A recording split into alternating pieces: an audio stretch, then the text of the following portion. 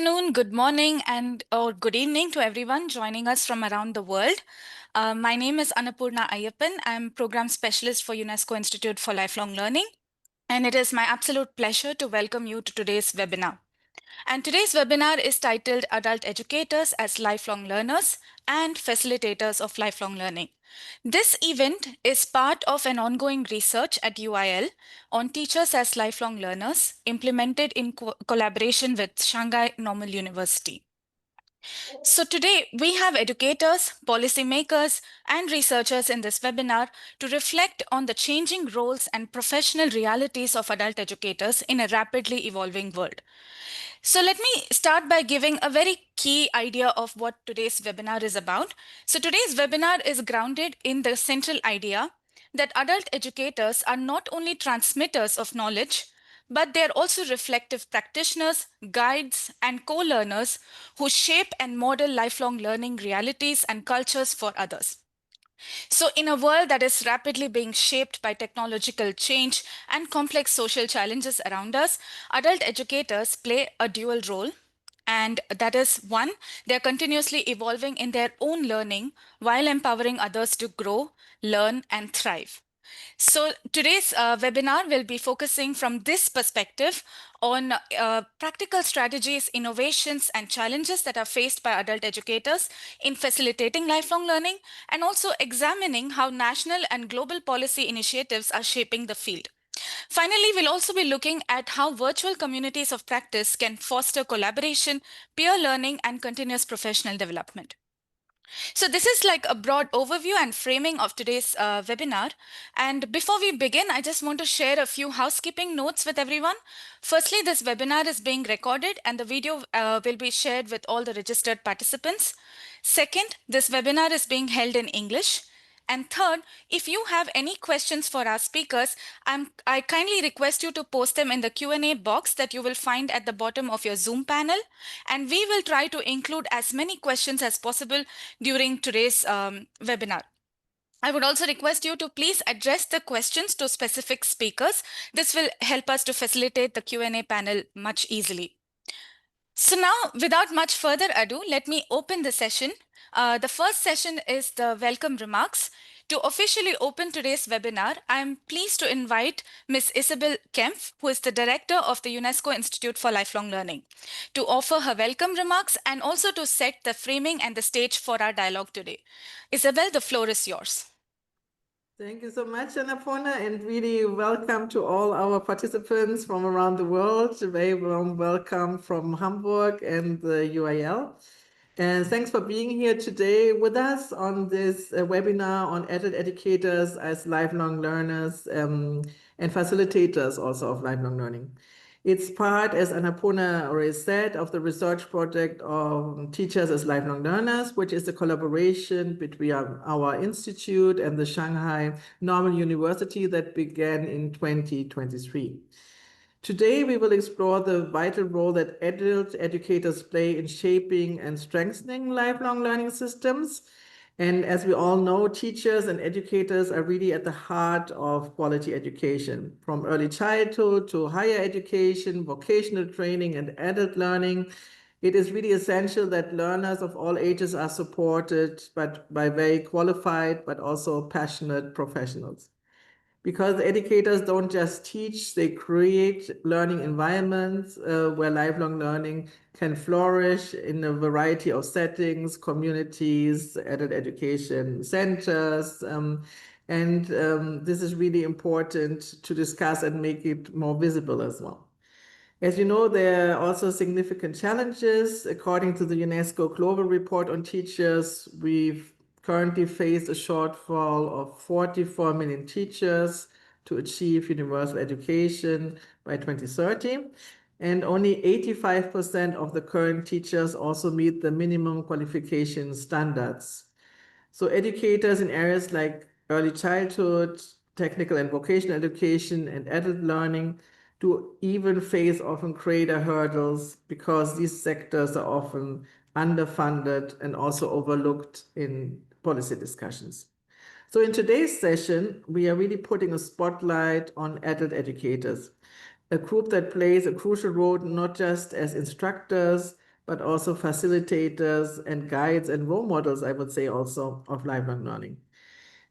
Because they guide learners through knowledge and skills, but also they help them to nurture personal growth, critical thinking, and hopefully also innovation.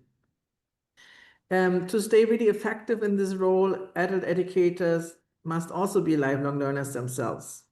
That means to update their own skills, especially in areas like digital technology, and also the collaboration and exchange with peers to adapt to changing learning needs and environments. So throughout this webinar, we will explore how adult educators can thrive in both of these roles. Our speakers will share innovative policies and initiatives from around the world at global, national, and local level. We will look at the opportunities and challenges adult educators face and how they can leverage virtual communities of practice to support their ongoing professional development in an increasingly digital world. So I'm confident that today's discussion will really offer to all of us valuable insights and help us move forward in advancing lifelong learning in adult education. It is also a chance to reflect on how we can support better adult educators in their own learning journeys and environments. So please let me close with a warm thank you to our very valued partner of this initiative, Shanghai Normal University, and to all of you because of this participation and interest in this. Thanks again for joining us, and I wish you a very productive and inspiring dialogue. Thank you so much. Back to you, Annapurna. Thank you so much, Isabel, for the wonderful remarks and also for setting the stage for today's discussion and for putting the spotlight, as you said rightly, on adult educators. Now, that's a good segue to our next speaker. Now we will hear from Mr. Ravshan Barato, who is the head of the Continental Exchange Project at DVV International, who will be sharing with us his personal journey as an adult educator. Mr. Barato, the floor is yours. Thank you very much, and thank you for your kind introduction. Actually, yes, I have to say that my position has been updated now, and I'm currently a senior desk officer for funding in Central Asia at the headquarters of DVB International. And that is actually what I'm going to talk about a journey as an adult educator and lifelong learner, and a journey that to me represents not only professional growth, but also a lifelong learning as a way of life, as a style of life, so to say. Next slide, please. Honestly, from the beginning on, I have to say I'm not an adult educator per se. I'm more a manager of adult education programs. And from my next slides, you will see how it connects in my case. So I began my professional career in 2009 with DVV International in Uzbekistan, and initially as office manager or translator. And with curiosity, passion for learning, adaptability, and openness towards criticism and suggestions, I gradually took over more responsibilities and eventually became a project coordinator. And what always kept me motivated and still keeps me motivated is the convictions that our work that we do is both meaningful and needed, and it actually helps people to unlock their potential and participate more fully in society. And as a special milestone or a highlight during that time was the opportunity to pursue a distance master's program in adult education at the Technical University in Kaiserslautern, which was supported by DVV International. So this helped me to deepen my theoretical understanding and connect it to my practical experiences in project work. Next slide, please. So then in 2019, I moved to Bishkek to become regional program manager for Central Asia based in Kyrgyzstan. And there in this position, I truly came to appreciate the diversity of learning cultures and how vital is it to design programs that are sensitive to local contexts. In 2022, then I moved further to Moldova, where I led the Continental Exchange Project Europe, working with partners from Armenia, Georgia, Bosnia and Herzegovina, Kosovo, Moldova, and Ukraine. And in this role, peer learning across borders became a key part of my work. And I no longer saw myself only as a project manager, but actually as a co-learner in an international learning community. Next slide, please. And yes, since June this year, I have been based in Bonn, where my work now focuses more on strategic planning, funding coordination, and supporting colleagues in Central Asia. And now I see myself and my mission more to help creating the frameworks and conditions for others to learn and develop, and just as I experienced myself. Next slide, please. So what I took from this journey in terms of lifelong learning, I can say that each new role I have took on this journey created spaces for new learning and self-development opportunities. And to me, lifelong learning is more of a philosophy or as a basic attitude for life, because it broadens culture and understanding by engaging with different cultures and promotes tolerance and also critical thinking. It enables you to keep pace with demands of the labor market as well, but also promotes adaptability and personal development, which then in turn increases self-confidence and contributes to a more positive self-image. Next slide, please. And of course, throughout my journey, support has come in many forms, and each had played a vital role. And first and foremost, this is of course institutional support from DVV International, which has been a key, and also the opportunity to pursue a master's degree while I was working was a strong signal of trust and encouragement, of course, and also appreciation of my previous achievements at the organization.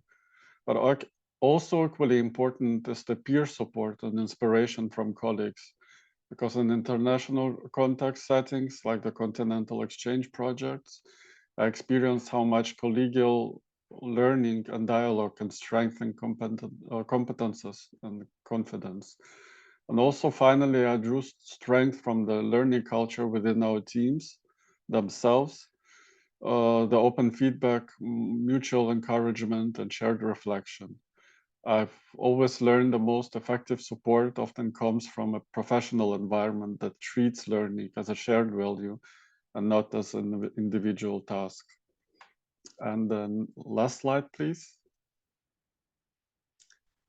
In my work, I've seen how adult learning can become truly transformational when learners are empowered to shape the process. For example, in Central Asia, we have developed programs where we integrated learners' life experiences into curricula, particularly through storytelling and discussion-based learning. This helped participants not only acquire new knowledge, but also reflect on their identity and agency. And during the Continental Exchange project, we also facilitated cross-border peer learning activities, where adult educators and experts from 6 countries exchanged methods, experiences, and challenges. And it was clear how much learning takes place when practitioners exchange and learn together across cultural and institutional boundaries. And ultimately, I believe facilitation means creating space where people feel safe to question, to reflect, grow, and contribute. And that has guided my approach throughout my journey, which I had the pleasure to describe you at this point. Thank you for your attention. Thank you, Mr. Barato, for sharing such a powerful and grounded perspective. Your experience reminds us that the identity of an adult educator is not fixed. It grows through lived experience, adaptation, and meaningful engagement with learners and communities. Your story also gives a glimpse of how lifelong learning can manifest itself, in your own words, as a basic attitude for life, as is fostered by an enabling and safe learning environment in the form of institutional and peer support. With that, I want to say that your story sets the tone for today's conversation, one that values not only innovation and policy, but also the lived wisdom of educators in diverse contexts. And to explore this, we will now turn to our main panel session, which will explore a range of insights from global frameworks and regional training initiatives to country experiences and virtual communities of practice. And to do this, I am pleased to hand over the moderation now to my colleague, Ms. Sofia Hadziani, who will guide us through the next part of this webinar. Sofia, over to you. Thank you, Annapurna. Good morning, good afternoon, good evening, wherever you are in the world. Welcome to this webinar. My name is Sofia Hadziani, Assistant Program Specialist at the Quality Learning Ecosystem Program at the UNESCO Institute for Lifelong Learning. It's my pleasure to moderate this very important session today, which will bring together global perspectives, regional, institutional, but also research on the evolving roles of adult educators. Adult educators, which will be looked into as not only as teachers, but as lifelong learners themselves. I think we will hear a lot about this key idea during our webinar today. Individuals that are continuously engaged in professional development, peer collaboration, and self-directed learning. It was quite touching to hear from Mr. Rafsan that for him, the lifelong learning journey was like more attitude to life, I must say. And I keep this before we go to our session. And before I begin, I would also like to encourage you to use the Q&A section to share your thoughts, but also your direct questions to the specific speakers. We'll be happy to respond, our team and also our speakers of this panel. And we're very happy to have a very rich agenda today with several profiles of our speakers. So to begin with, and with no delay, we will hear first from Mr. Carlos Vargas Tames, Chief of Education of Section for Teacher Development at UNESCO headquarters in Paris, to give a global policy lens on adult educators. And we're very happy, Carlos, to have you with us today. I will give you the floor now. Thank you. Thank you very much, Sophia, and thanks to colleagues for this invitation. A pleasure as always to be with you. My presentation will be more on the global policy side of things, but I'm hoping this will open up a discussion, and I have a couple of slides for that to discuss what are the transformations. I think Isabel and Annapurna were already pointing to some of them in terms of how we conceive of teachers and adult educators. And I think that is a very important point of departure. Let me share my screen. I prepared a few slides, particularly to not go over time. So I will hope that is the case. Let me share it with you.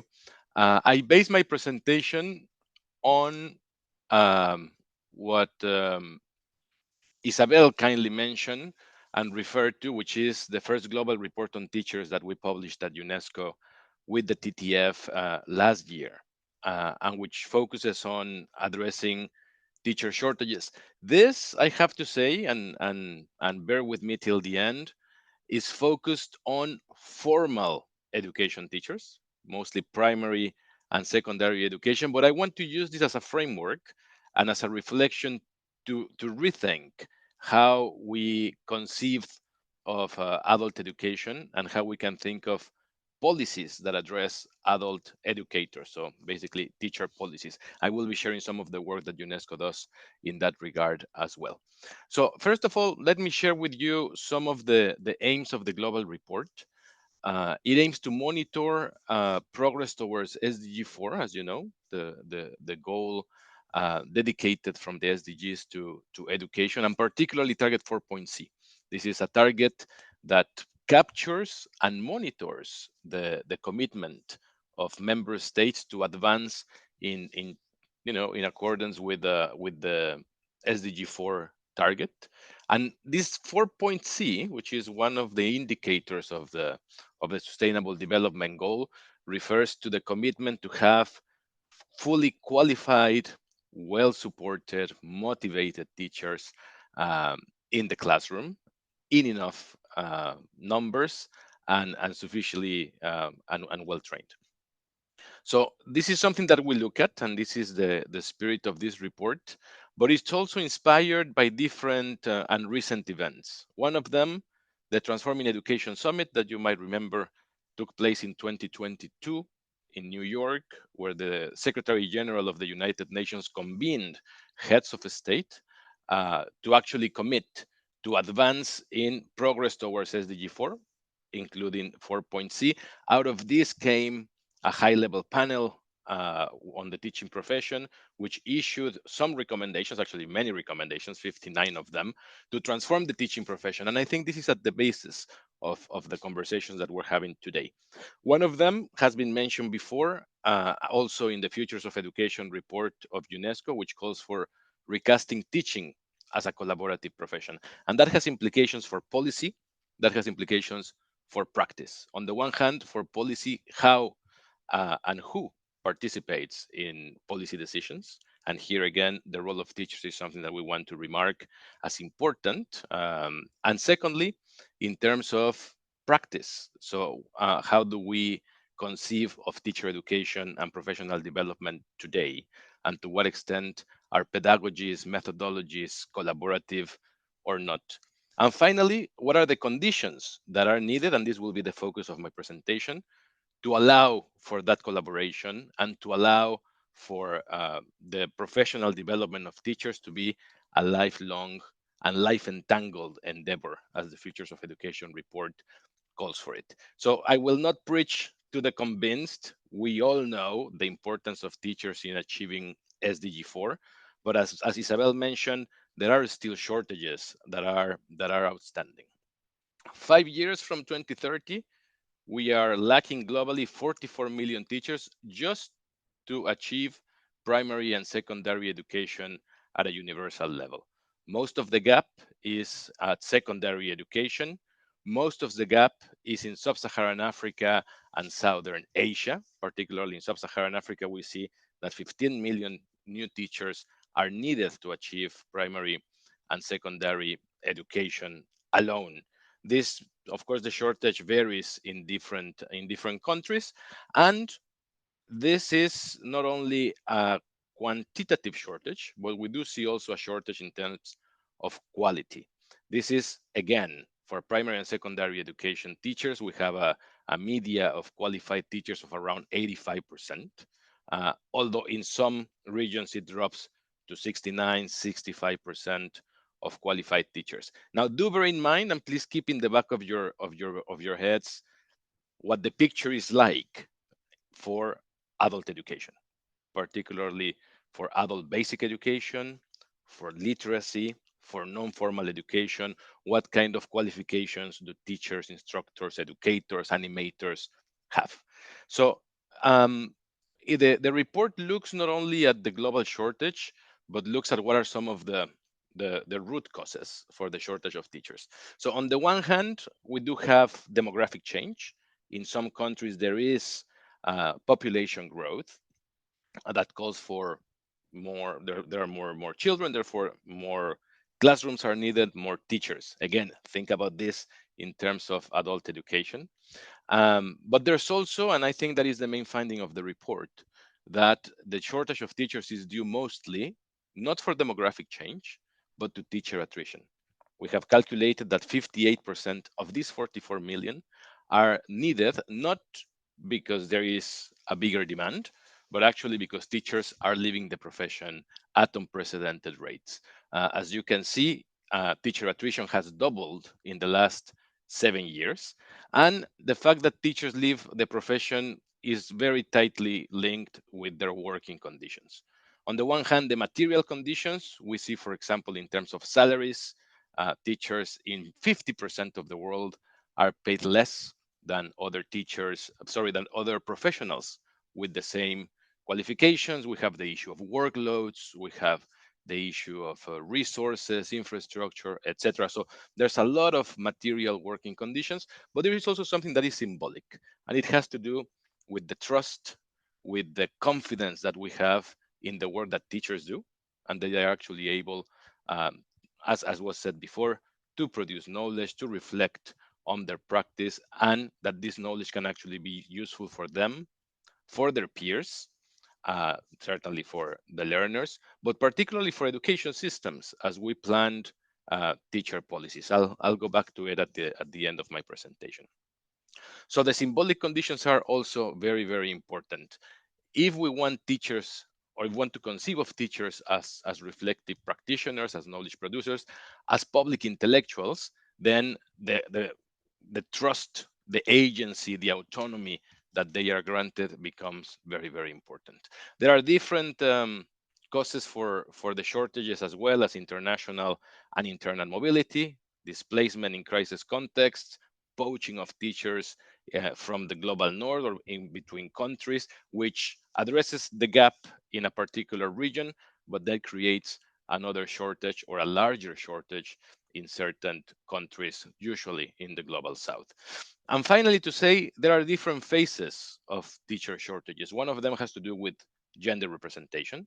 As you know, teaching is a feminized profession, mostly at the early stages, at the early years of education. Globally, we have around 90% of women at ECCE. But as we move up the ladder in terms of educational levels, we see that this proportion actually reverts, and we see less female teachers in higher education, in adult education, in science and technology and other areas, not to mention school leadership and leadership positions, as you have seen. So there's a gender dimension that needs to be looked into in the teaching profession. Of course, locality, the rural versus the urban, there are differences in terms also of ability, of diversity, both linguistic, cultural, sexual. Basically, the fact of the matter is that the workforce does not mirror the diversity of the classrooms, of the communities that teachers serve. And that has implications in terms of quality. For instance, if we take linguistic diversity as one of the elements for analysis, we know that 40% of learners, this was published in the GEM report in 2016, 40% of learners in the world learn in a language that is not their own.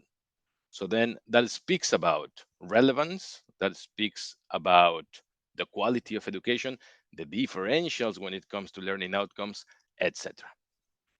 I will not stop in this. I will share the report with you and I will share the presentation as well.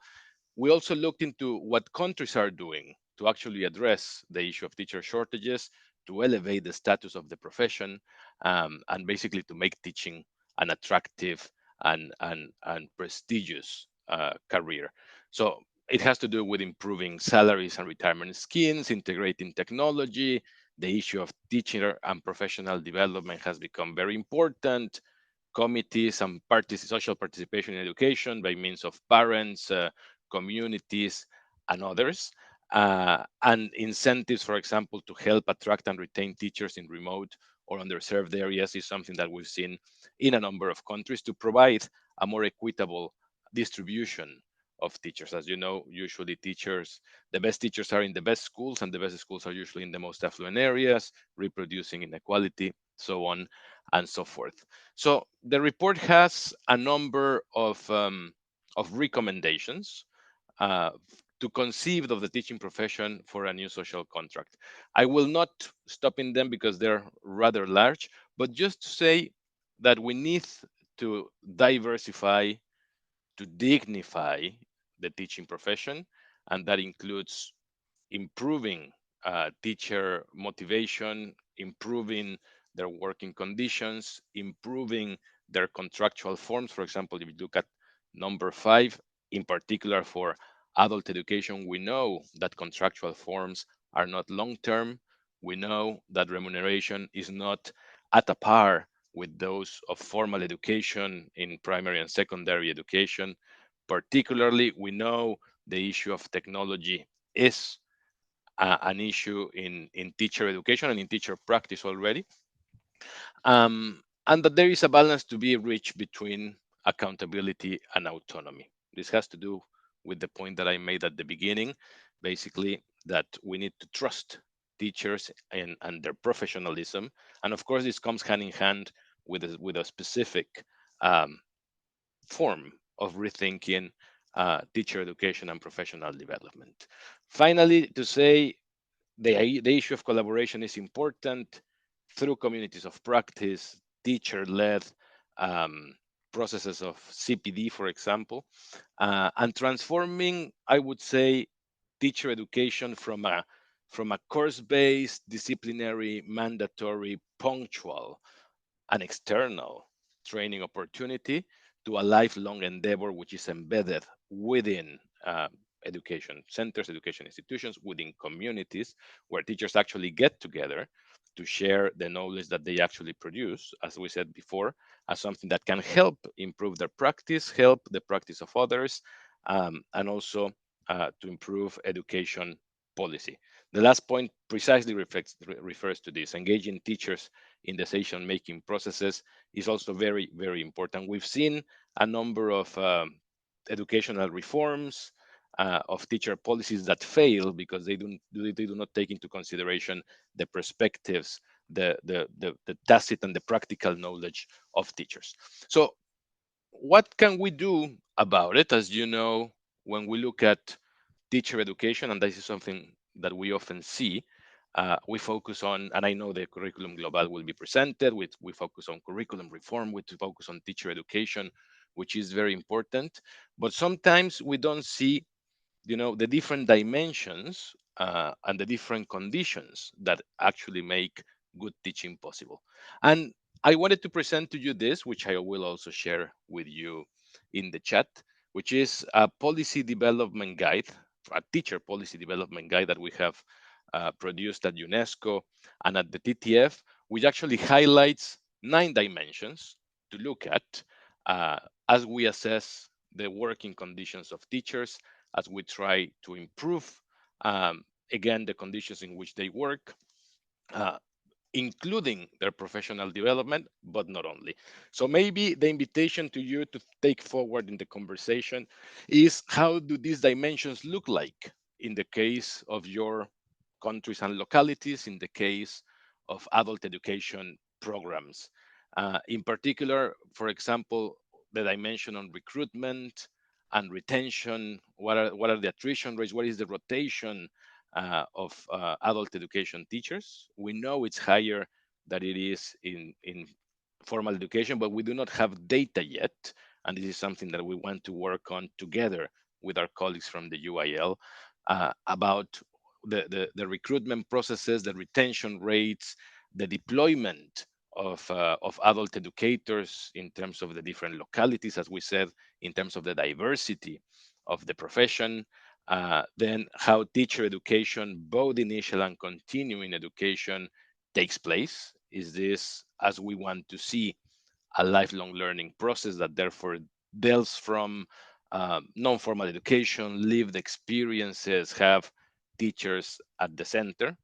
And what kind of career structures or career pathways teachers and adult educators actually have? So this goes from recruitment to I'm actually from initial teacher education to recruitment to mentoring, onboarding processes to the profession, leading and building with others, uh, taking different roles as educators, not only, teaching class, but also being able to develop materials, participate in instructional design, curricular development, assessment, and ultimately in leadership of education process, and then coming back with a full circle to education, reinvigorated, re-motivated, I would say, and bringing back expertise from the different pockets in education that they might explore to improve their practice and the practice of others. For that, of course, the employment, the working conditions of teachers are very, very important. Awards and remunerations is one of them. The governance of the education system is important, and the accountability. But as we said before, striking a balance between autonomy and accountability, and particularly the issue of teaching standards. And I think the global curriculum that you will see works pretty much as a standard for the kind of teachers that we want to see. at UNESCO, we do see standards not for the standardization of education, but actually as a social consensus, as an agreement of the kind of teachers that we want to see, what is the minimum knowledge, the minimum know-how, and the codes of conduct, of ethics, of service that we want to see in teachers as they enter the profession. And beyond the construction of teaching standards, which is of course something that is very valuable in and of itself, it is actually the use of these standards in precisely reforming teacher education, reforming continuous professional development, structuring career pathways, etc. So I just wanted to leave you with this. I will share this. There's a course in the Open University of the UK, which is available in several languages for you to understand a little bit better the teacher policy development guide.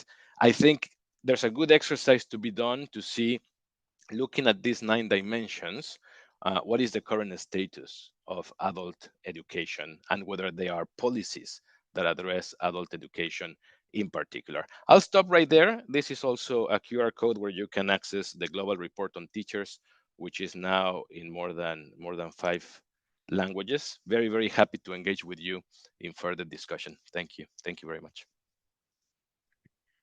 Thank you, Carlos. Thanks for this very interesting and informative presentation. We were very happy to see all these key points, like the key points of the global report on teachers. If you can also share these links with the participants, and also the teacher policy development guide and the link to the course would be very interesting for our audience. You presented like in a very comprehensive way all these shortages about quantitative, qualitative shortages for the teachers for the formal education, but one could imagine what is the situation when it comes to adult educators, especially when you mentioned 44 million teachers shortages in primary and secondary education. One could understand how it is when it comes to adult education, especially about working conditions, gender representation, and teachers dropping out from the profession because something is going wrong, apparently. And it's not only materials, infrastructure, but also other aspects of motivation. And I will keep one of your sentences. We need to dignify the teacher's profession. And it's not only the continuous professional development or community of practice, collaboration, all these very key points that you highlighted, but we need to see this and like to dignify, as you said, very, very correctly. Thank you, Carlos. Very happy to hear your presentation. We will move now from this global policy perspective to a more research-based view that will bring us closer to the lived realities of adult educators. I'm very happy to introduce our next speaker, Dr. Emily Dobrich, who is independent researcher from the University of Toronto and who will present the findings of thematic paper that she has been working on together with UIL. Emily, the floor is yours. Thank you very much, Sophia. Well, hello, everybody. My name is Emily Dobrich, and I recently completed my PhD in adult education and community development at the Ontario Institute for Studies in Education at the University of Toronto, which is located in Canada. And I've been working with colleagues at the UNESCO Institute for Lifelong Learning with the research and development of this thematic paper on adult educators as lifelong learners. So the key point of my presentation today is to share with you the core insights from this thematic paper regarding adult educators as lifelong learners. Next slide, please.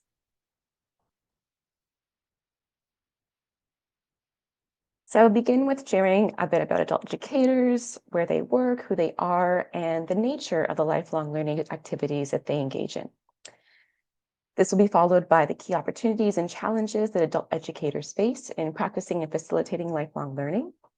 And I will conclude with some points on how institutions and policymakers can better support the professional growth of adult educators in diverse contexts. Next slide, please. So who are adult educators and where do they work? Adult educators are considered a distinctive type of educator. In many ways, they often occupy both the teacher and practitioner role. Adult educators may be referred to, among other terms, as educators, teachers, facilitators, instructors, practitioners. And the work of adult educators is exceedingly varied in terms of the educational delivery they do, which can encompass formal, informal, non-formal, structured, or unstructured learning activities.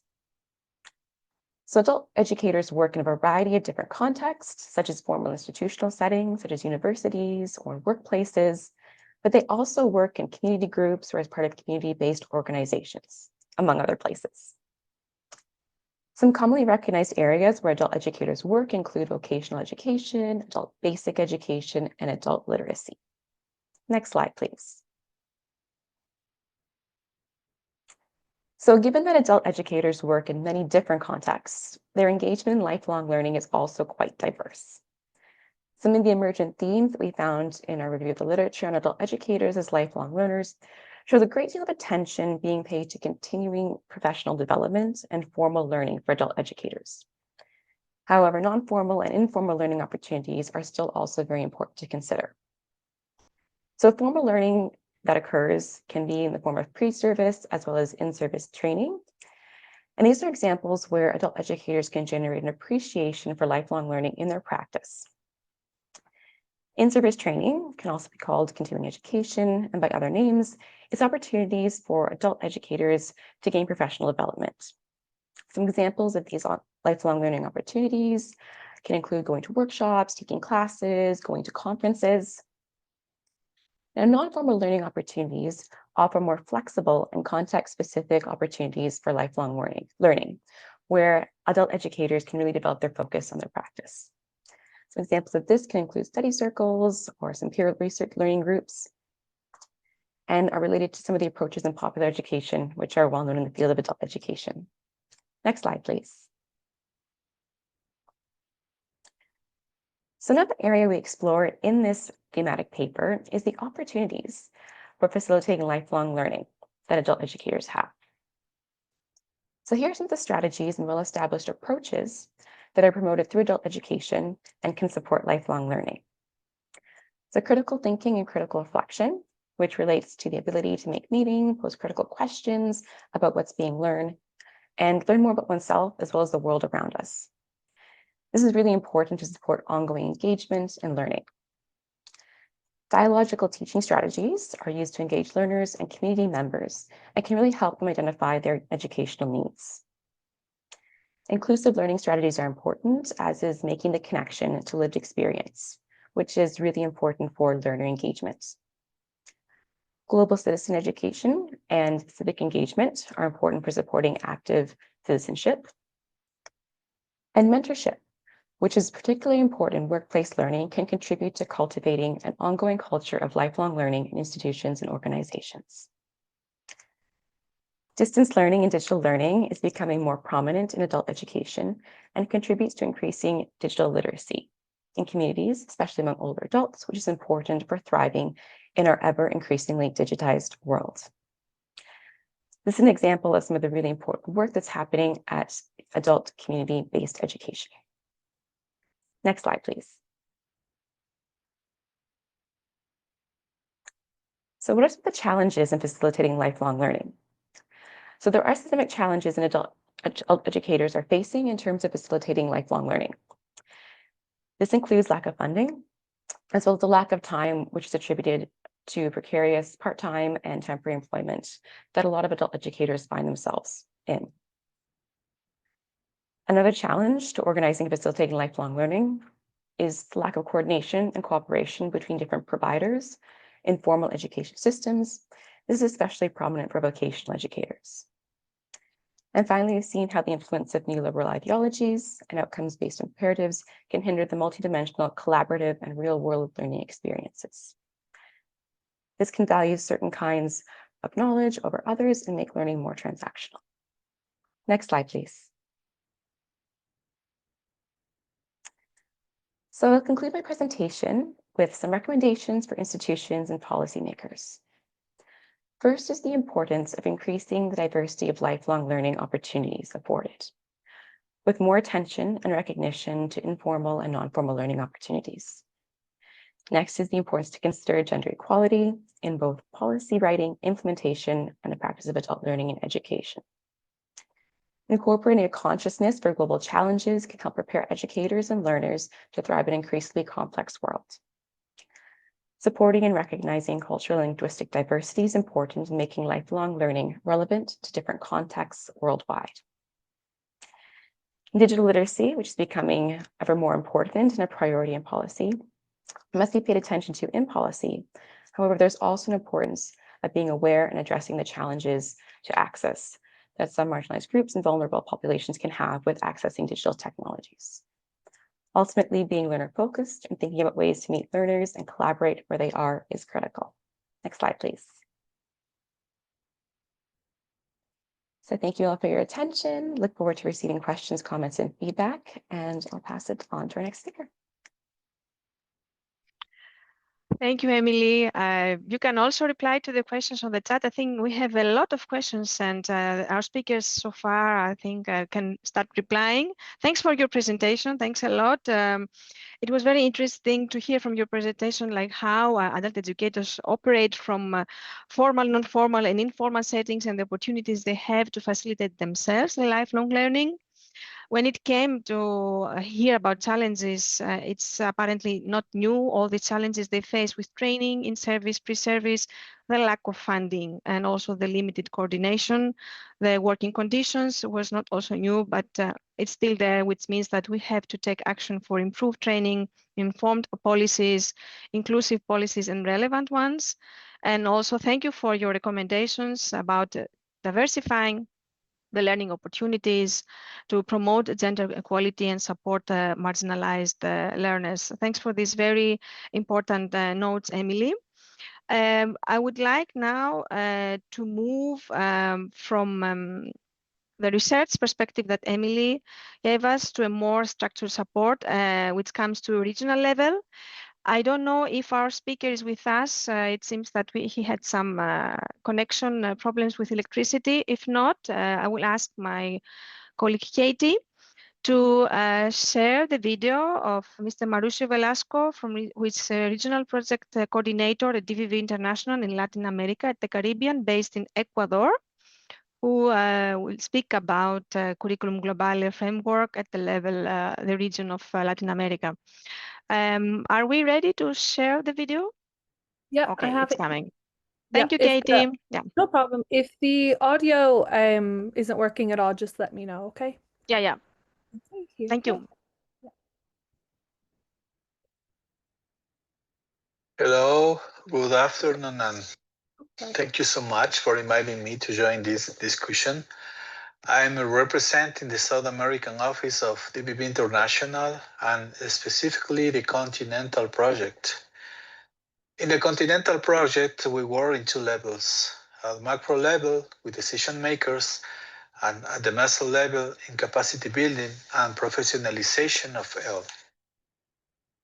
At the meso level, the Continental Project works to contextualize and adapt the L toolbox to the Latin America context and seeks to include a gender perspective into its curricular proposals.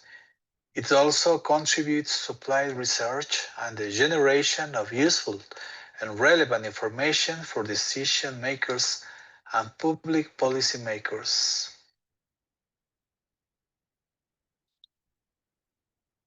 How does the policy address the question of adult educators as lifelong learners in policy in the region?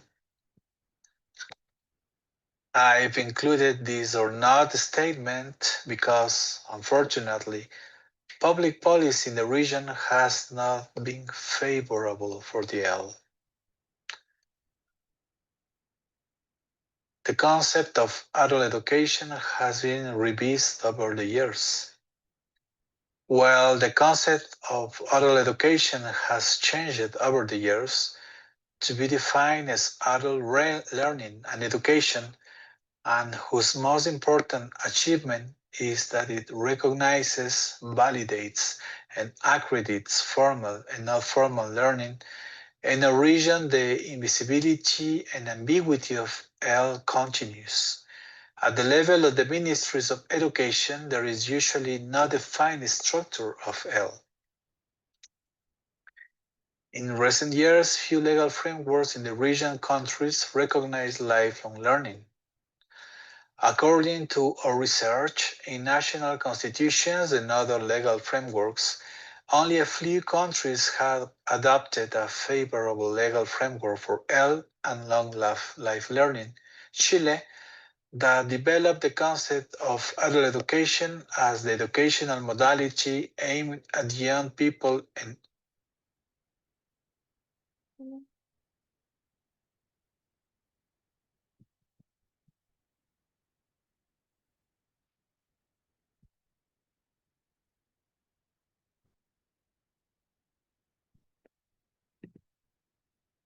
Okay, 1 second, see if I can get it back.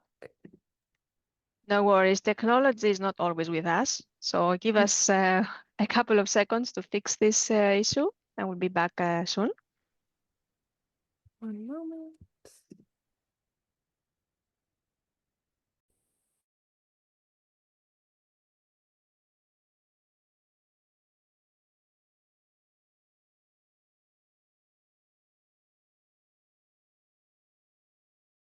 Okay, we'll try again. Fingers crossed. Sure. modality aimed at young people and adults, and in Ecuador, where the current constitution approved in 2008 states, education is a right of people throughout their lives and an unavoidable and inexcusable duty of the state. How does Curriculum Globale address the need to professionalize adult educator status in the Latin American Caribbean region? Regarding these questions and the context of EL in Latin America that I tried to resume in the last slides, it's important to note that not only the educators, but the entire EL system needs a better structure. Its target population presents constraints. Even the fact that EL is predominantly diverse in the region, whether due to cultural identity, gender distinction, and sexual diversity, temporal location or diversity in learning processes, areas of action, or diversity in the purposes and training paths to its participants, it's very difficult to address these particularities in the classroom. On the other hand, the presence of people in a condition of human mobility or for displacement is seen as a threat to the stability of educational systems. The limited number of qualified trainers in the non-formal sectors. Some organizations are still providing trainings of inappropriate quality due to a lack of teaching skills. This has already resulted in dropout rates, unsatisfied participants, and failure to achieve the intended learning outcomes. On the other hand, when working with the formal sectors, there is not use of appropriate adult learning methodologies, but extension of traditional teaching and learning methods. Real 5 quality is improving employment conditions for adult educators.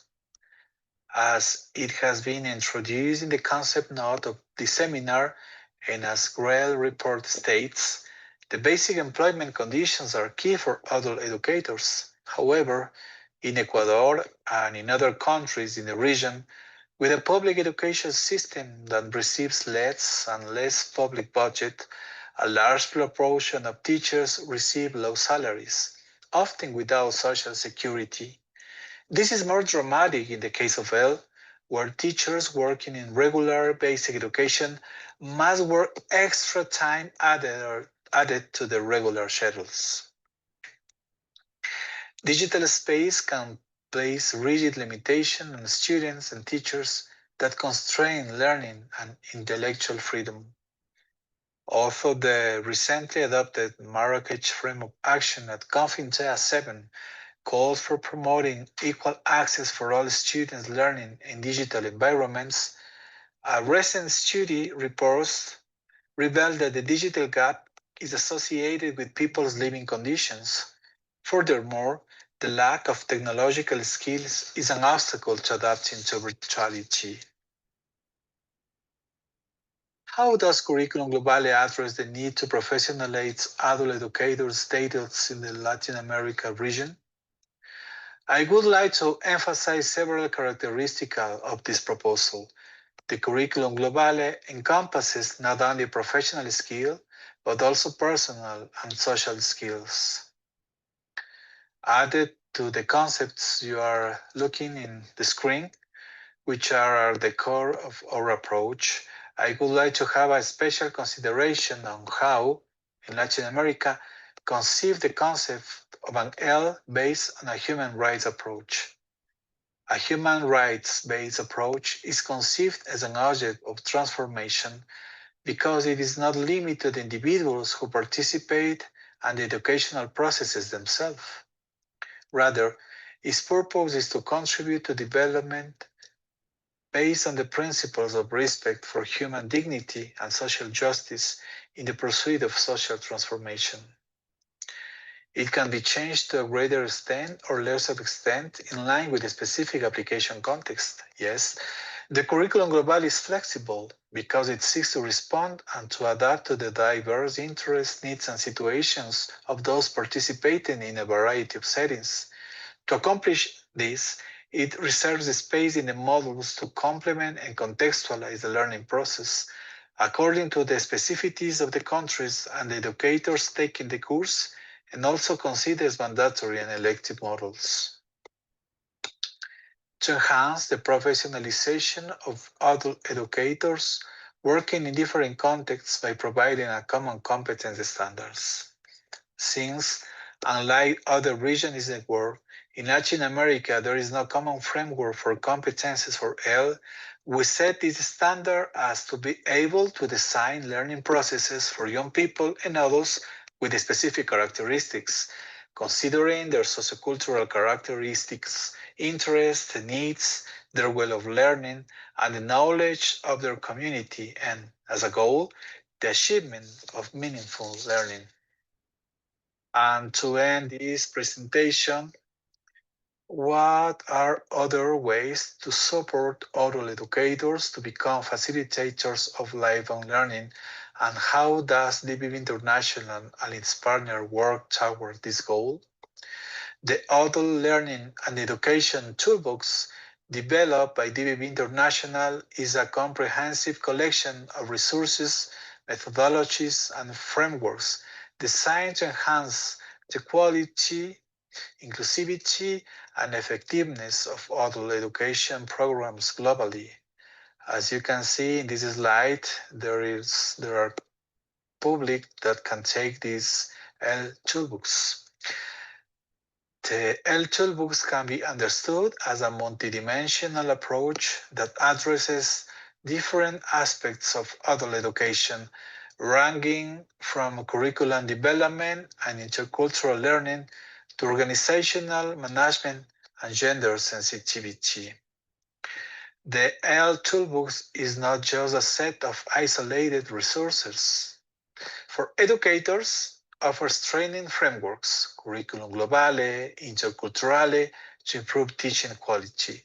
For managers and organizations, provides management tools, the Managerial Curriculum, to enhance institutional sustainability. And for policymakers and advocates, includes gender and intercultural approaches to ensure inclusive and equitable education. The curricula, finally, provide globally applicable standards while allowing local adaptation. It focuses on gender and interculturality, and finally, strengthens both individual educators and institutions. Thank you very much for your time, and I hope to see you again.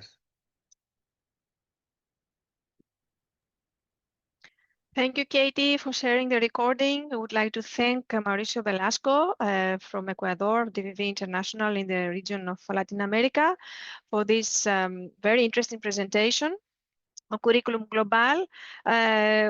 how it has been adapted and contextualized in the region and used as a flexible framework for adult educators to enhance their competencies.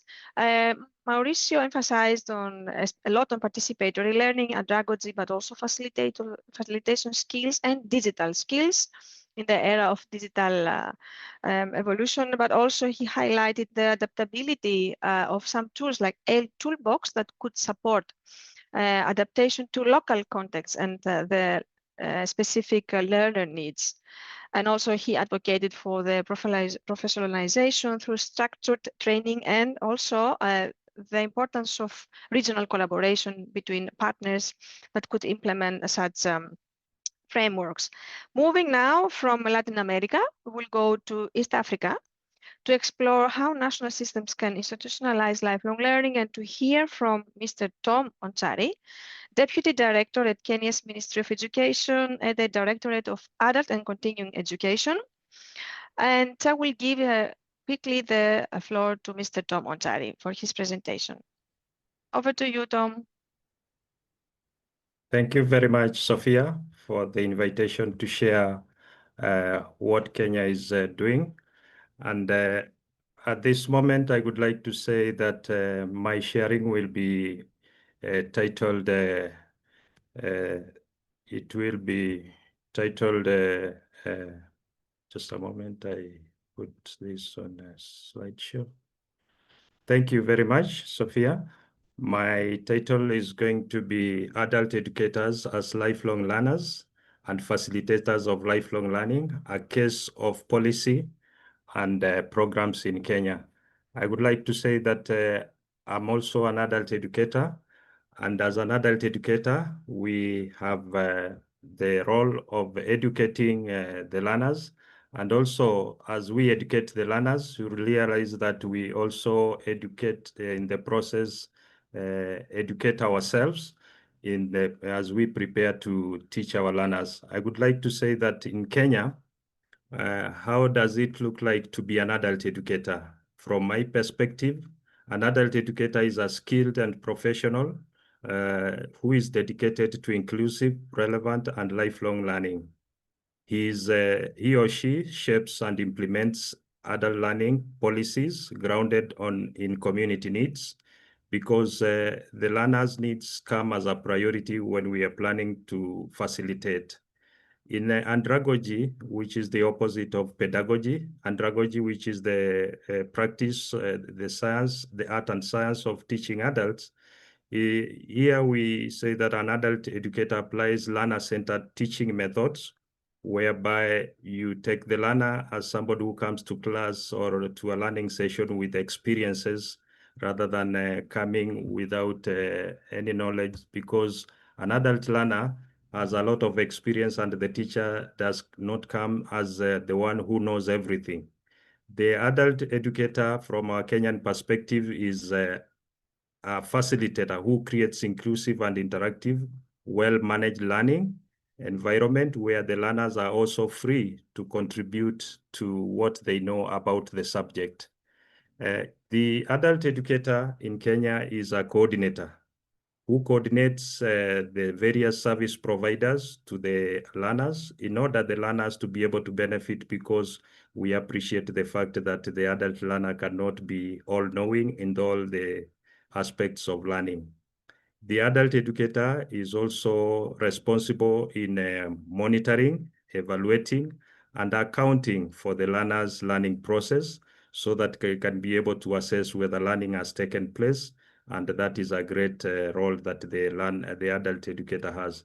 The adult educator is also a champion, and also a champion of education for the out-of-school youth, who advocates for the rights of the young one and the youth, and also the older members of society. Some of the policies and programs in Kenya that support adult educators as professionals. One, Kenya government is committed to a professional adult educators that demonstrates through various policies. And these policies are anchored in our constitution And also, we have a constitutional framework, Article 232, which outlines the public service values, ethics, efficiency, and merit. And at this point, I would like to say that in Kenya, we have various categories of adult educators. We have those who are employed by the Public Service of Kenya, who are permanent and pensionable. And then we have a category of volunteers who are paid a token of appreciation. And at the moment, they are the majority. And then we have also those who come from various providers of adult education, that is the private sector. So the human resource development policies that are in place, developed in 2015, are guiding those who are employed by government. This framework provides for structured training, continuous professional development, and skills enhancement for adult educators. And we have supporting mechanism that one is training revolving fund, which is used to train the instructors and other public servants. There is also a competency framework that was developed in 2017 and a career management, which is schemes of service, which is guiding the recruitment guidelines, the professional development, and also the terms and conditions of the adult educators, which is in place and developed to guide the adult educator in Kenya in public service. We also have performance management systems whereby we set targets at the beginning of each financial year, and we are monitored to see how we are fulfilling the commitments we have according to the role of the adult educator, which they sign a performance contract with their supervisors, and they're able to evaluate their performance. We have the ethics and values welfare public service, which also promotes the code of conduct for the adult education teachers and a wholesome well-being of the professionalism of the adult educators as a whole. The key institutions are the universities, colleges, Kenya School of Government, and the multipurpose development training institutes, which are under the Directorate of Adult Education in the Ministry of Education. The impact of these policies is that they benefit all adult educators by promoting a culture of continuous learning and professional standards within the broader public service. In the Ministry of Education, policies that are in place and frameworks for adult educators. One, we have National Adult and Continuing Education Policy, developed in 2010, which is geared to address the training of adult educators in terms of how are they recruited and the continuous development of the adult educators. And this policy is to be reviewed so that it can be able to be aligned to the Constitution, the government's constitution. We have a sessional paper number 1 of 2005, which calls for a well-trained and professional teaching force, because these are the guiding policies, because adult educators as professionals, they are anchored in the legal framework of our country. We also have the Basic Education Act, since we belong to the Ministry of Education, that provides the legal framework for adult education. And this also guides even the registration of centers and how the instructors or teachers are supposed to operate as instructors. The other we have is the National Education Sector Strategic Plan, which is a 5-year plan, and the current one is for 2023-2027. This guides the adult educator to have and implement the priorities set collectively as a sector, and then narrowed down to adult education, so that we set our targets and we are able to commit to achieving these targets, which are monitored each year, and we give reports to the Ministry of Education. The National Qualifications Framework, which is in place, and there is an authority in that. This standardizes the qualifications for all adult educators and promotes lifelong learning, because adult educators are considered as professionals in Kenya. Then we have the adult educators training modalities. How are these instructors trained in Kenya? We have pre-service, We have in-service training. We have specialization training, and also this is done before the pre-service is done before. And we have the teacher certificate in adult education. We have undergraduate degrees focusing on adult learning principles. And while the teachers are employed, they are also supposed to go through in-service training and sometimes specialized training, for example, special needs education. So the role of the curriculum development and examining is very important, whereby we have examining bodies like the ones shown on the screen, and they are very important, for example, KICD in curriculum development and the Kenya National Examination Council in assessment. We have the role of the universities in specialized academic programs. We also have research, knowledge, and generation. We have professional development and capacity building.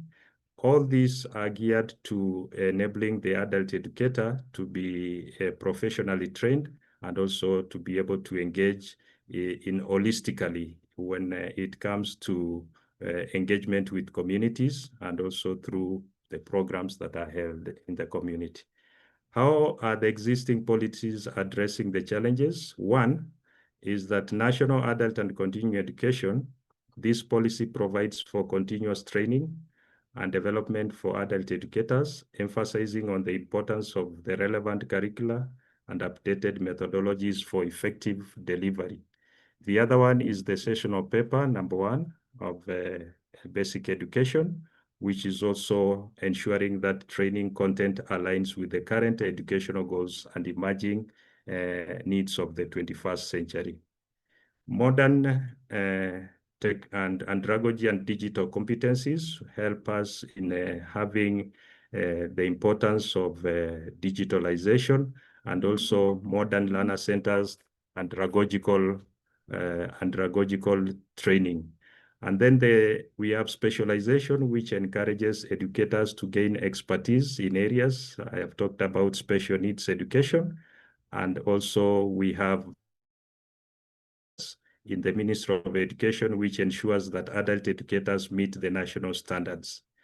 In a nutshell, I would like to say that adult educators in Kenya provide fundamental literacy and numeracy as their role, and they play this crucial role together with the facilitating functional skills and the economic empowerment. They also support health and well-being. And since my time is up, I would like to end with the adult educators' impact on lifelong learning. One is that they encourage communities' participation and social cohesion, which is very important so that people can be able to solve their problems and engage in a mutual way, acting as role models in the community and also adapting local needs contexts in the context of the community, because the educators must be sensitive in the areas they are operating in. And in Kenya, the educators are recruited and are posted in the areas where they come from so that they can be able to relate with the communities in a way that they understand because they are coming from that area. The other role is that of advocating for adult education through barazas, which is community mobilization, and finally bridging the digital divide, whereby educators' role is crucial in introducing digital competencies so that learners can be able to learn remotely. I would like to end there and thank you for your time.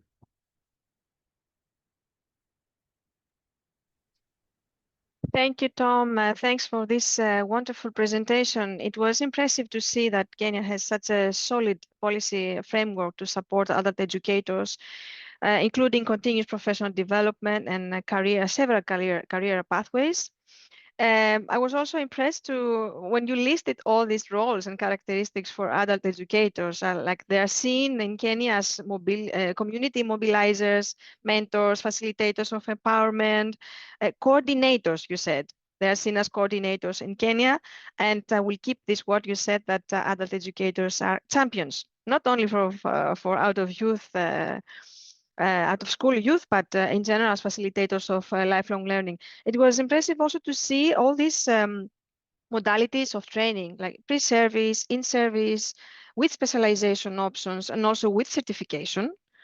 And also you emphasize the need of upscaling adult educators, their digital skills to have like inclusive education in local language resources. You highlighted a lot also, and that's very important, that literacy is there as part of adult education provision in the regions. And it seems also that at the moment, like you're running the National Education Sector Strategic Plan 2023-2027. So there is something there to guide the work and to monitor in terms of Ministry of Education's work. And we're happy to hear all these clarifications about what is andragogy, the difference with pedagogy, and to hear from you as an adult educator yourself, Tom. Thanks a lot for this presentation. And for the audience, feel free to see the resources that our colleagues are putting for you. Also, Tom, yourself, if you have anything to share on the chat, feel free. We will move now, as we have seen policy and training frameworks in Kenya and how essential it is. We will move now to India. And in today's digital world, we must also consider how adult educators are supported in virtual environments. And I would like to invite our last speaker, Dr. Siran Mukherjee, Additional Director at Indira Gandhi National Open University in New Delhi in India, to present on the topic research-informed strategies for adult educators in virtual communities. Siran, Dr. Siran, the floor is yours. Thank you so much, Sophia. Can I share my screen? Yes, please. Mm-hmm.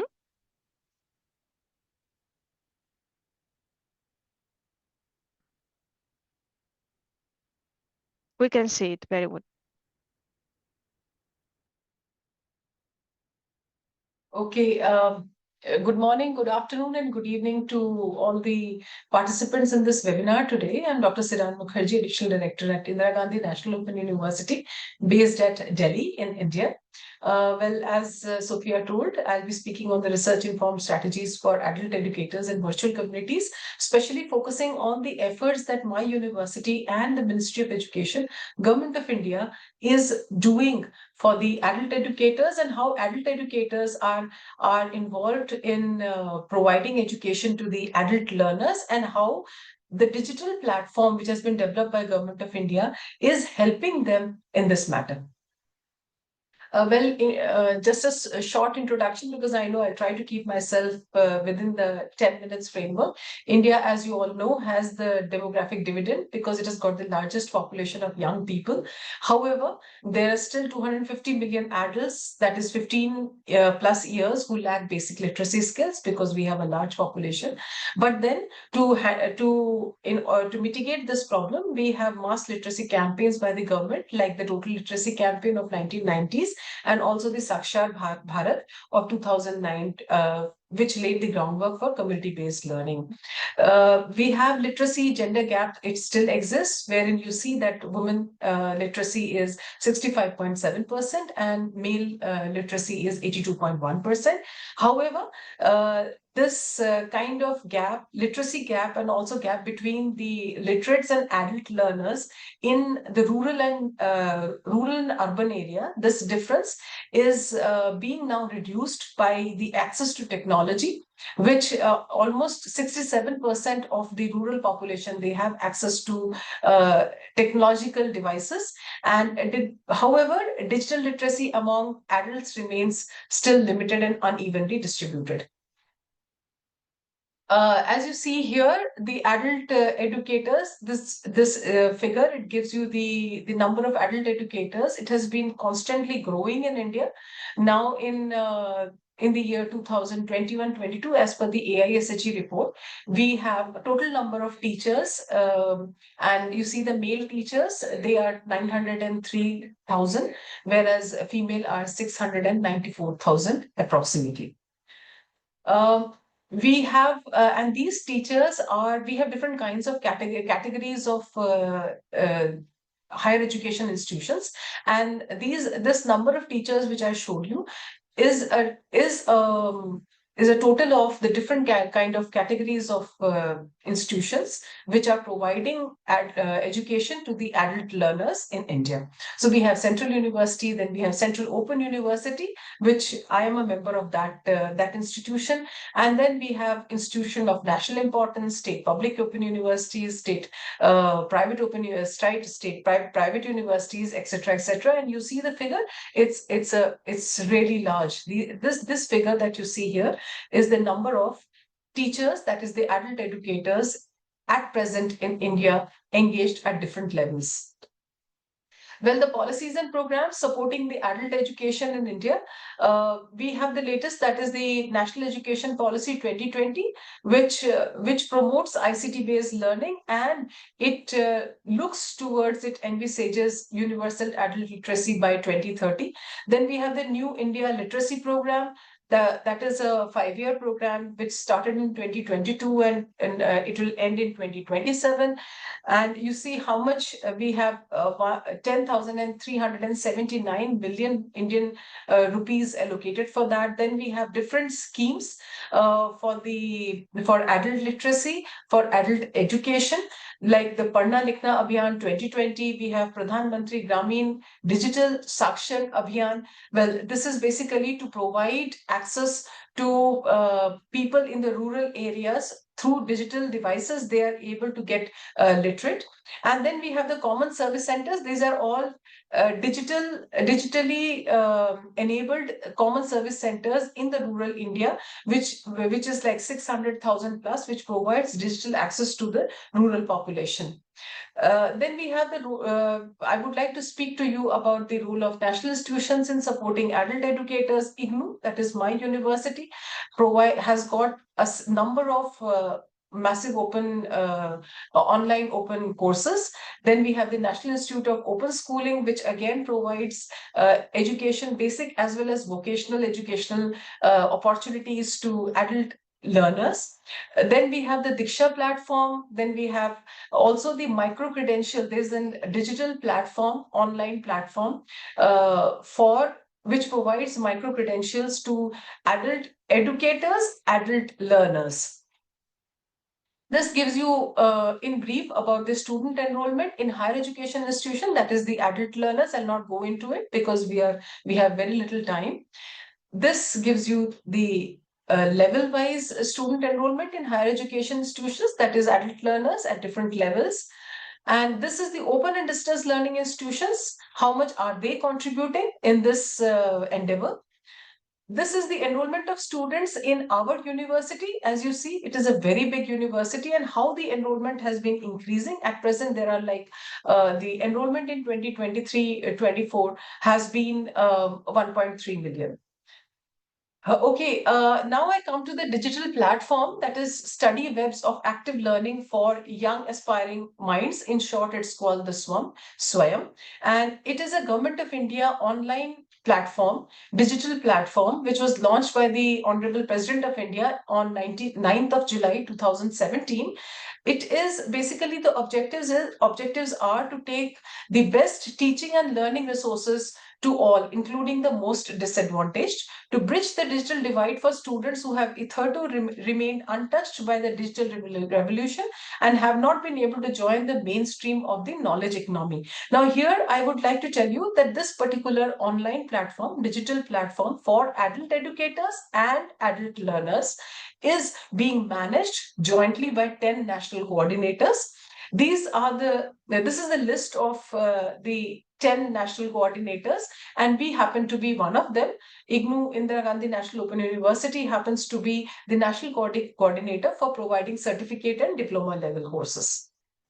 Okay, this is the number of learners. Now, I'll just like to tell you that this Swayam platform, the digital online platform of the Government of India, in this, as I said, it is being managed by the national coordinators, and in that it basically serves 3 purposes.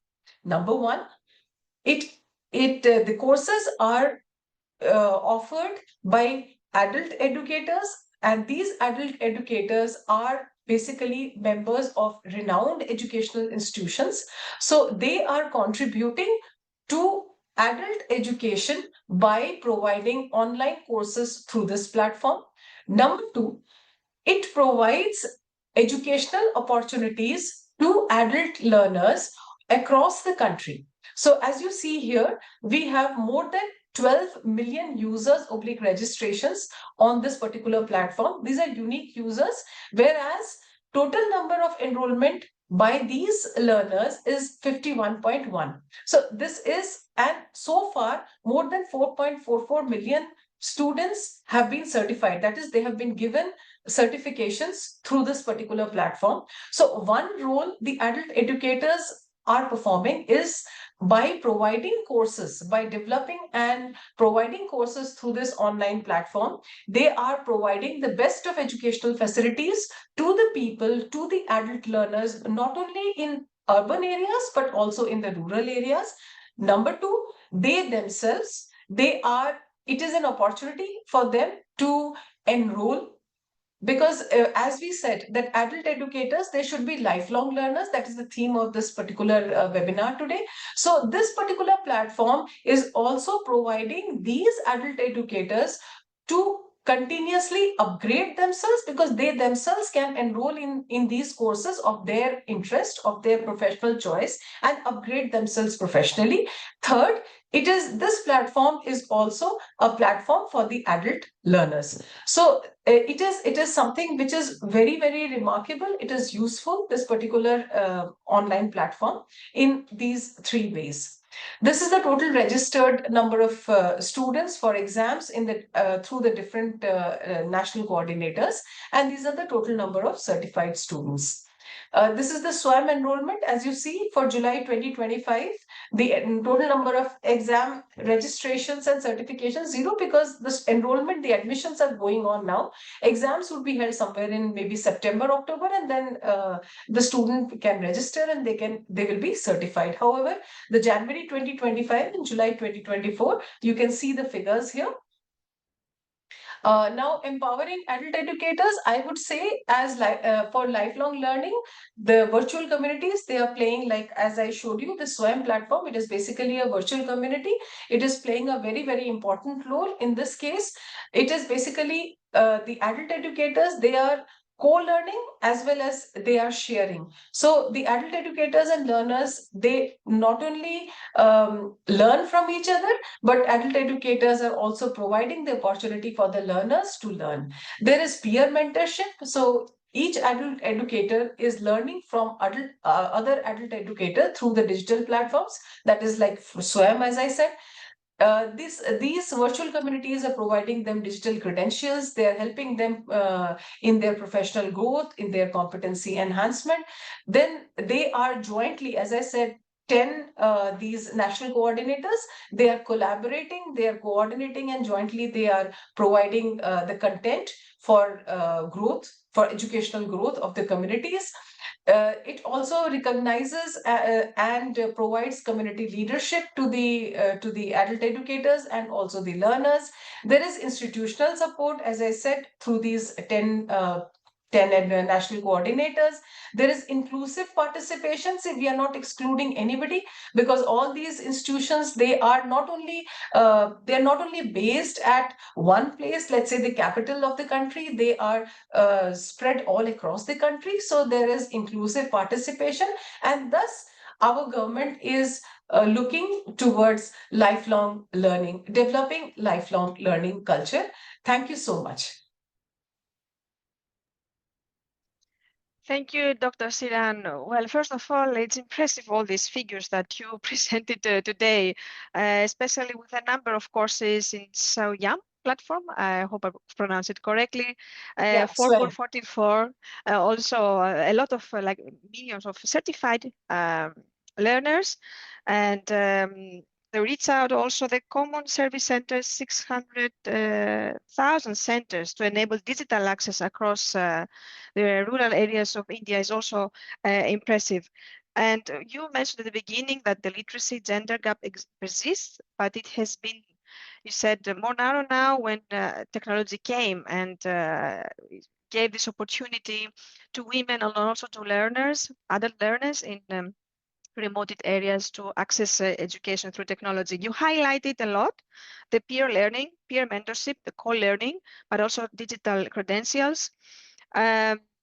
You also highlighted that the system in India blends formal and volunteer-based models, and very happy also to hear that the National Education Policy 2020 promotes a lot the ICT-based based learning, which is important to see how the value of having inclusive and ICT-oriented policies.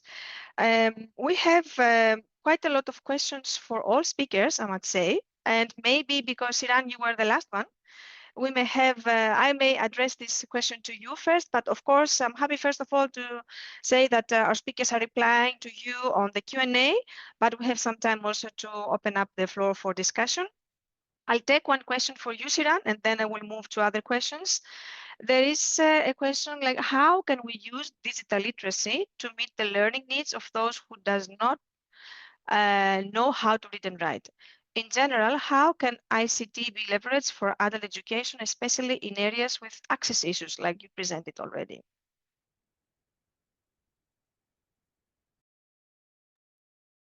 We cannot hear you, you are muted. So does this person who wants to know this, this particular aspect, does this person refers to how digital literacy is going to help them, or the people who do not have access to digital literacy, how do they get literate? Is that the question? It's both. I think it's to try to Okay, well, as I said, that we have these schemes. In my presentation, I said we have these schemes, and I would just quickly go there.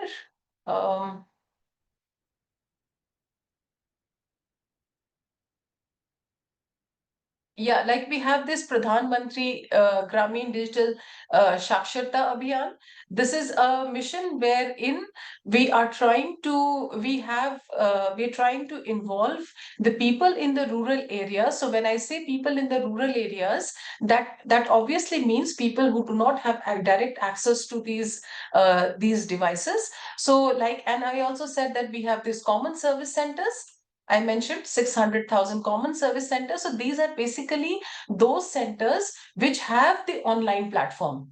So the people from the rural areas, they can go and have access to these devices, and they can get digitally literate. Thank you, Siran. Thanks a lot. Talking about rural areas and remote areas, there is a question for Carlos. So Carlos, if you could reply to a question about what is the strategy and how do we deliver this mindset of lifelong learning to societies in a rural area or a remote area where there are access issues and when the priority for rural areas is not always education? Thank you, Sophia. I believe I answered that in the chat, but nonetheless, I can elaborate on that, and with that, I will thank you because I will need to leave the webinar. And thanks a lot for the invitation. No, what I responded in the chat was basically, I mean, of course, education in general should be responsive to the needs of the communities, and in terms of adult education in particular, including in rural areas, I believe education should be responsive to those specific needs that are sometimes beyond the academic, beyond the qualifications, and go into the livelihoods and go into the concerns of the community.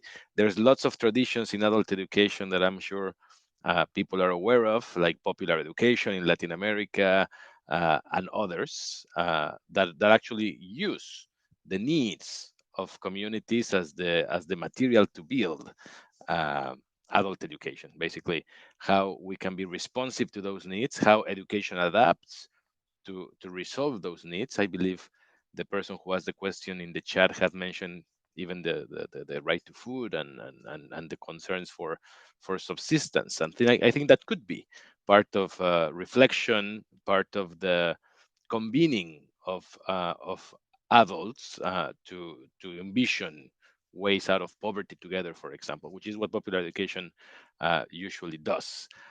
So that is something in general But then in particular, I believe it is also very important, and part of this project that the UIL is leading is to conceive how we can learn from different settings other than the usual formal academic scholastic settings in terms of how education rolls out and what are the roles of different educators, for example, in resolving these needs societally at community level, etc., to transform teacher education from other practices that we see in sectors beyond K-12, like play-based learning in the case of ECCE, just the ludic dimension of it, like community-based learning in the case of adult education or rural education, as something that can refresh our ways of thinking of teacher education, and that can actually be embedded in initial teacher and continuous professional development. So just to share those thoughts and to thank you once again for the invitation, but I'm afraid I'll have to leave. Thank you very much. Thank you, Carlos. We'll let you free. Thanks a lot for your participation and answering the question of one of our participants. It comes back again to the need to contextualize the education, like to see what are the needs of the specific context and to hear the voice of the learners and make it relevant. So thanks a lot, and hope to see you soon. Indeed. Thank you. We'll now move to another question to Tom. If Tom is with us and could reply to a question related to policy attention. Participant says, as someone from Indonesia, where adult education often lacks policy attention and structural support, what are the fundamental reforms or actions that you would recommend as a realistic starting point to embed lifelong learning in the professional culture of educators beyond just training programs or workshops? I think it comes a lot, Tom, to what you also mentioned a bit about philosophical approach, but I will let you reply to this question. Thank you very much. And I would like to say that for adult educators to be able to develop a culture of lifelong learning is for us to be able not to have the attitude of learning just for certification or for just promotions, but to have the aspect that we also learn to be able to gain knowledge and be able to share that knowledge. So indeed, I would not like to say that there are policies that are in place to force people to learn, but it's to cultivate a culture of lifelong learning, because as you learn, you are able to support others to also learn and also encourage them to be able to learn. So in Kenya, to some policies that help us is that in the schemes of service, for you to be able to be promoted, there are requirements adult educators have to meet. But these requirements are not meant per se for promotion, but they are meant that you also need to up your skills as you also continue to polish your skills. You will be able to deliver better services and also to be able to meet the government commitments. Thank you. Thank you, Tom. I think it's very important what you said about the approach to lifelong learning, that it should not be seen as instrumental, but to motivate and encourage others to learn from us, and also like adult learners should also learn how to learn themselves and not like take the knowledge provided in a training just for promotion or certification, as you said, and you highlighted very correctly. Maybe last question to Emily. If Emily can reply to the question. Emily, maybe you have seen it already on the Q&A. I would like to hear when a participant says your thoughts about your agreeable idea of the obstacles caused by neoliberal policies, and now the increasing populism and the geopolitical rhetoric that seems to shrink the already meagered financing for liberal lifelong learning in the global south. Very specific to you. Yes. Thank you. Yes, indeed. And I did reply to it in the chat, but I'm happy to reshare some of my thoughts in terms of this excellent question. So, for sure. Yes, so definitely in terms of neoliberal policies and perspective, it's very much making education more of an individualized kind of activity. So it goes against what we've heard earlier in our in this webinar in terms of collaborative learning, community-based learning. So in terms of that, and looking at, again, making education more of an instrumentalized activity, which really goes against some of our discussion around lifelong learning as a life-wide and a broader learning activity that can support the personal growth. I also just have some concerns over in terms of the commodification of education and treating education more as a commodity in how these policies enact and are working. So I thank you again for the question. Thank you, Emily, for bringing once again this research perspective in our discussion. I would like from my side to thank all speakers for your interventions, for your engagement in the chat, Q&A, and replying to our participants. I will now hand over to Rahat for some closing notes and closing this webinar. Rahat, over to you. Thank you so much, Sophia, and thank you so much to all of our speakers today during this webinar. I think as the title of the webinar states, adult educators are by default of their profession and pursue as well their lifelong learners.